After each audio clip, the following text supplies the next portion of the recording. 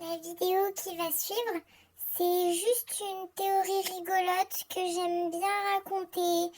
C'est pas du tout ce que je considère comme la vérité vraie ou quoi, hein, ok?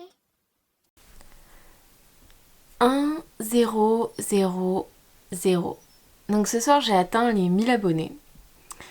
Et en soi on s'en fout un peu du chiffre.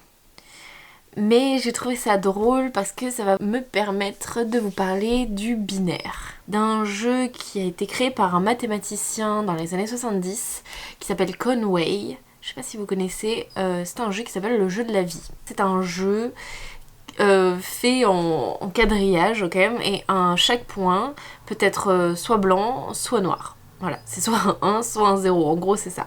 Chaque petit pixel, chaque petit carré, chaque chiffre est appelé une cellule. Et donc, il y a 4 règles qui sont mises à la base dans le système qui disent qu'une cellule qui est entourée par moins de 2 cellules vivantes à côté d'elle meurt par principe de sous-population. Une cellule qui est entourée par 2 ou 3 cellules vivantes va continuer pour la prochaine génération. N'importe quelle cellule qui a plus de 3 cellules vivantes autour d'elle va mourir par surpopulation. Et la 4e règle, c'est que chaque cellule morte qui est entourée par exactement 3 cellules vivantes se met à vivre grâce au principe de reproduction. Donc voilà les 4 règles de base de ce jeu. Et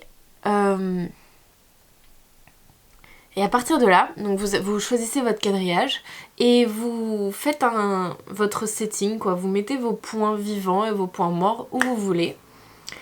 Et en gros, la seule chose que vous avez à faire dans ce jeu, c'est d'appuyer sur la barre d'espace et de laisser le jeu faire son truc. Donc en gros, ça va donner des patterns. Donc je vais vous mettre un peu des exemples de trucs qui se passent ici. Et donc les joueurs, en jouant à ce jeu, ont développé plus ou moins plusieurs patterns. Donc il y a des blocs, il y a des vaisseaux, il y a des trucs. En gros,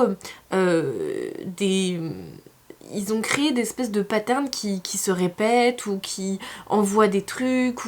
Et en fait, plus le jeu a été joué et plus il s'est complexifié et plus ça a donné des trucs assez frappants. Je vais vraiment vous mettre des exemples du Game of Life que on trouve sur YouTube. C'est assez frappant. En fait, ce qui est vraiment choquant, c'est que plus ça se complexifie, et plus ça ressemble à la vie cellulaire de notre planète, en fait. Et donc, là où je veux vous emmener, c'est pourquoi ne serions-nous pas, en réalité, dans une simulation dite informatique. Donc je dis informatique même si j'aime pas trop le mot informatique, parce que nous, dans notre inconscient collectif, l'informatique, c'est forcément c'est électrique, c'est des signaux, ça peut pas, enfin c'est pas vivant quoi.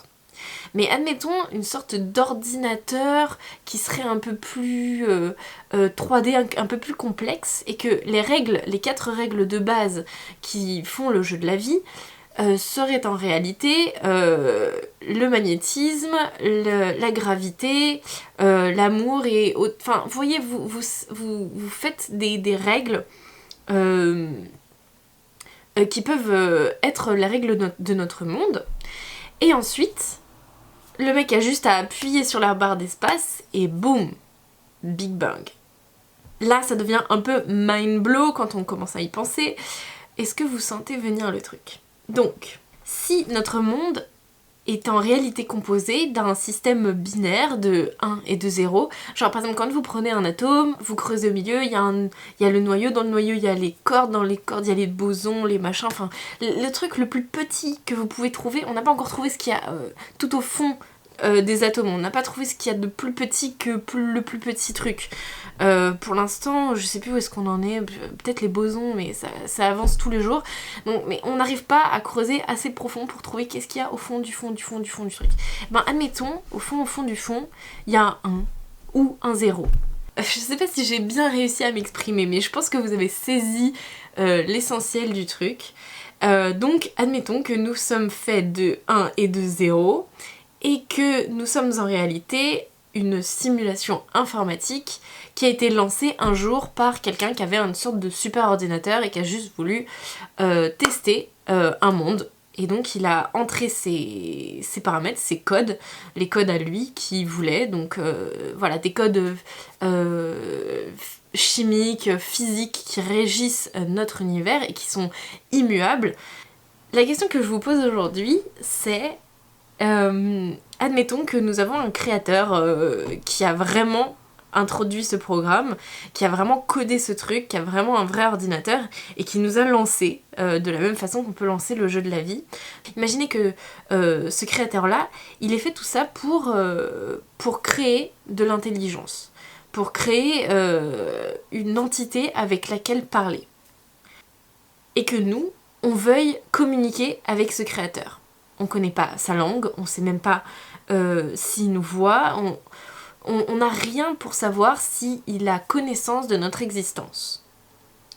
Si vous étiez le créateur, qu'est-ce que vous feriez pour trouver dans votre univers immense? Alors ok, vous avez accès à toutes les données de tout ce qui se passe, mais vous avez juste le code. Admettons, vous cherchez cette intelligence qui peut réfléchir, s'auto-réfléchir et comprendre elle-même qu'elle est à l'intérieur d'une simulation. Comment vous faites pour découvrir que vous venez de créer cette entité? Et comment nous ferions-nous pour communiquer au créateur que nous sommes là? Parce que en soi, lui, tout ce qu'il a devant ses yeux, c'est du code.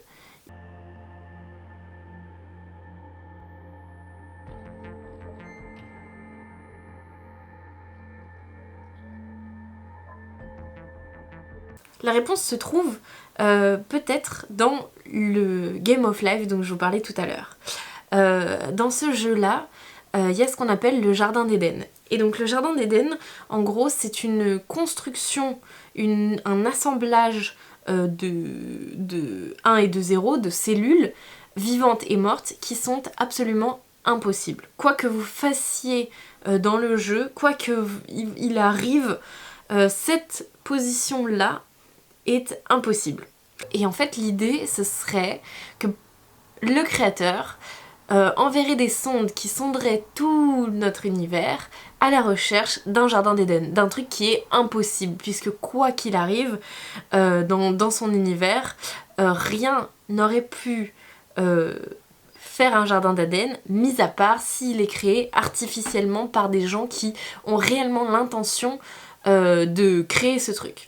Donc en gros, si on voulait communiquer avec le créateur, il faudrait qu'on trouve des instruments pour pouvoir réussir à comprendre qu'est-ce qui est le plus petit dans l'atome, d'aller au plus profond du plus profond, même si quelque part, à force de creuser, je me demande s'il y a vraiment un fond, mais bref, trouver le 1 et le 0, et ensuite réussir à écrire, donc à changer le code, réussir à trouver un moyen de briser le code et de mettre ce qu'on veut dedans, et d'écrire un jardin d'Éden. Et là, les sondes, elles cherchent juste, elles scannent à chaque instant T de l'univers, elles scannent tout l'univers et elles cherchent un bug, elles cherchent le jardin d'Éden, le truc qui est pas possible.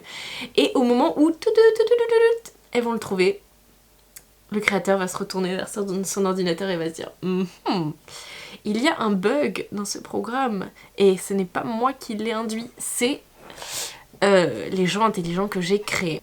Et au final, on peut aussi se dire que si un jour on a envie de créer une véritable IA, une véritable intelligence artificielle propre et calibrée pour ce qu'on veut, admettons, et ben on pourrait créer des mini programmes avec des propres règles, avec des énormes ordinateurs bien sûr, et on lancerait des espèces de mondes alternatif dans lequel on attendrait en fait que la vie se développe, quoi. Que la vie apparaisse et que la vie crée l'intelligence, et cette intelligence là elle sera créée artificiellement puisque c'est nous qui l'aurions programmée à la base, n'empêche que elle se sera développée et aura créé une réelle intelligence artificielle.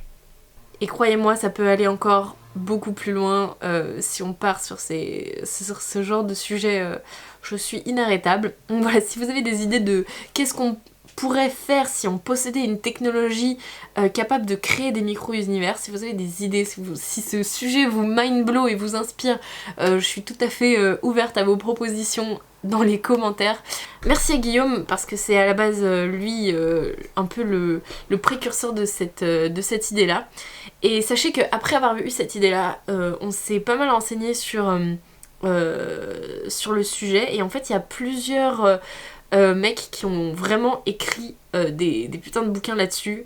Dont un, et je me rappelle plus du tout son nom parce que ça fait un moment et j'ai oublié de redemander à Guillaume. Je suis désolée, j'avoue. Je vous le mettrai dans la barre d'infos si j'y pense. Et du coup, c'est vraiment un truc qui sort pas de nulle part quoi. En vrai, il y a vraiment des gens qui y réfléchissent de ouf et c'est trop intéressant. Du coup, ben, c'était pour la petite heure un peu métaphysique et un peu mind-blowant. Merci beaucoup d'être 1000 à me suivre. Bienvenue pour les nouveaux. Et voilà. Je me donne un rythme de vidéo qui est assez soutenu, donc en fait je trouve que mes dernières vidéos sont vraiment bien. Mais en fait elles me sont vraiment tombées dessus un peu comme par magie. Et du coup je stresse un peu parce que j'ai peur de faire des vidéos moins bien. Mais ne me jugez pas si je fais des vidéos moins bien. Faire une vidéo tous les jours c'est pas évident. Donc voilà, il y aura des vidéos moins bien, il y aura des vidéos très bien, il y aura des vidéos très nulles. Mais c'est comme ça, restez pour les vidéos bien, j'imagine. Donc voilà, et je vous fais des énormes bisous et à demain.